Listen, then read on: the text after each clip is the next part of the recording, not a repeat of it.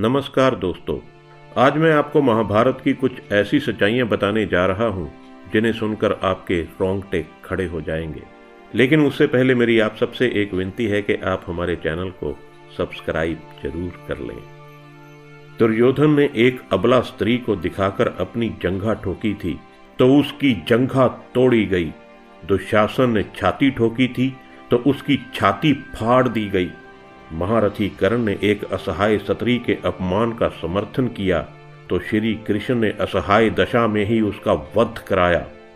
भीष्म ने यदि प्रतिज्ञा में बंधकर एक स्त्री के अपमान को देखने और सहन करने का पाप किया तो असंख्य तीरों में बिंधकर अपने पूरे कुल को एक एक कर मरते हुए भी देखा। भारत का कोई भी बुजुर्ग अपने सामने अपने बच्चों को मरते देखना नहीं चाहता, पर भीष्म अपने सामने 4 पीढ़ियों को मरते देखते रहे।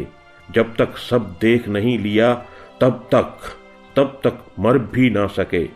यही उनका दंड था। धृतराष्ट्र का दोष था पुत्र मोह, तो 100 पुत्रों के शव को कंधा देने का दंड मिला उन्हें।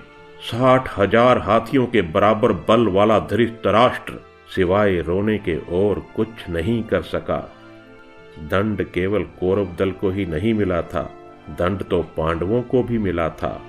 द्रौपदी ने वरमाला अर्जुन के गले में डाली थी, सो उनकी रक्षा का दायित्व सबसे अधिक अर्जुन पर था। अर्जुन यदि चुपचाप उनका अपमान देखते रहे तो सबसे कठोर दंड भी उन्हीं को मिला।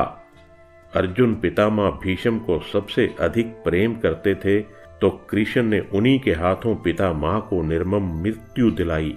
अर्जुन रोते रहे पर तीर चलाते रहे। क्या लगता है अपने ही हाथों अपने अभिभावकों भाइयों की हत्या करने की ग्लानि से अर्जुन कभी मुक्त हुए होंगे क्या? नहीं, वे जीवन भर तड़पे होंगे। यही उनका दंड था। युधिष्ठिर ने स्त्री को दांव पर लगाया तो उन्हें भी दंड मिला। कठिन से कठिन परिस्थितियों में भी सत्य और धर्म का साथ नहीं छोड़ने वाले युधिष्ठिर ने युद्ध भूमि में झूठ बोला और उसी झूठ के कारण उनके गुरु की हत्या हुई। ये एक झूठ उनके सारे सत्यों पर भारी रहा। धर्मराज के लिए इससे बड़ा दंड क्या होगा? दुर्योधन को गदा युद्ध सिखाया था स्वयं बलराम ने। एक अधर्मी को गदा युद्ध की शिक्षा देने का दंड बलराम को भी मिला। उनके सामने उनके प्रिय दुर्योधन का वध हुआ और वे चाहकर भी कुछ ना कर सके। उस युग में 2 योद्धा ऐसे थे जो अकेले सबको दंड दे सकते थे, और वो 2 योद्धा थे श्री कृष्ण और महात्मा बर्बरीक। पर कृष्ण ने ऐसे कुकर्मियों के विरुद्ध शस्त्र उठाने तक से इनकार कर दिया और बर्बरीक को युद्ध में उतरने से रोक दिया। लोग पूछते हैं कि बर्बरीक का वध क्यों हुआ? यदि बर्बरीक का वध नहीं हुआ होता तो द्रौपदी के अपराधियों को यथोचित दंड नहीं मिल पाता। कृष्ण युद्ध भूमि में विजय और पराजय तय करने के लिए नहीं उतरे थे। कृष्ण इन अपराधियों को दंड दिलाने के लिए ही कुरुक्षेत्र में उतरे थे। कुछ लोगों ने कर्ण का बड़ा महिमा मंडन किया है, पर सुनिए, कर्ण कितना भी बड़ा योद्धा क्यों न रहा हो, कितना भी बड़ा दानी क्यों न रहा हो, एक स्त्री के वस्त्र हरण में सहयोग का पाप इतना बड़ा है कि उसके समक्ष सारे पुण्य छोटे पड़ जाएंगे। स्त्री कोई वस्तु नहीं कि उसे दांव पर लगाया जाए। कृष्ण के युग में 2 स्त्रियों के बाल से पकड़कर घसीटा गया। देवकी के बाल पकड़े कंस ने और द्रौपदी के बाल पकड़े दुशासन ने।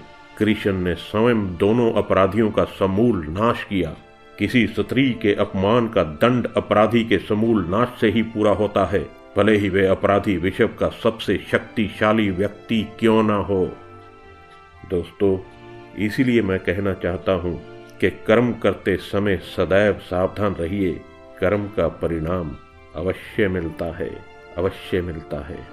दोस्तों, यदि आपको मेरी ये बातें थोड़ी भी अच्छी लगी हो या थोड़ी भी इनमें कोई सच्चाई लगी हो तो इस वीडियो को लाइक, कमेंट और शेयर कीजिएगा और हमारे चैनल को सब्सक्राइब जरूर कीजिएगा। धन्यवाद।